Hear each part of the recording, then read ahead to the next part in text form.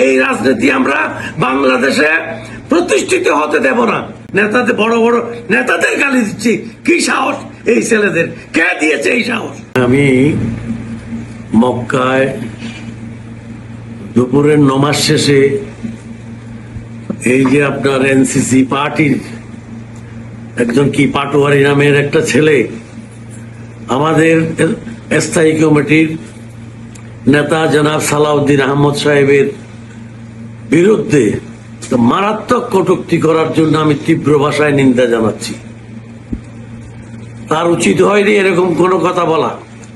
সালাউদ্দিন অত্যন্ত উচ্চমানের একজন নেতা এবং জ্ঞানে গুণে বহু গুণ তার চেয়ে অনেক উচ্চমানের নেতা।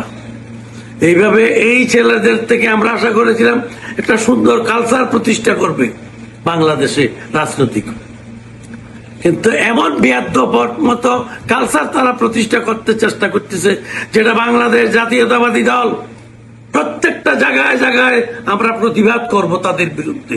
এই রাজনীতি আমরা বাংলাদেশে প্রতিষ্ঠিত হতে দেব না।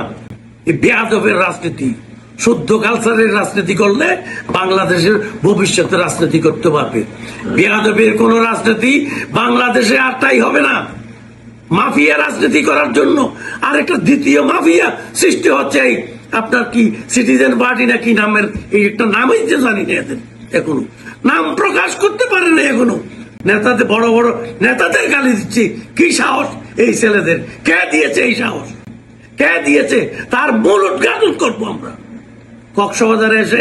কক্সবাজারের মানুষের সেন্টিমেন্টের উপরে আঘাত করবে, এটা কখনো বরদাস্ত করা হবে না। খবরদার বলছি আমি।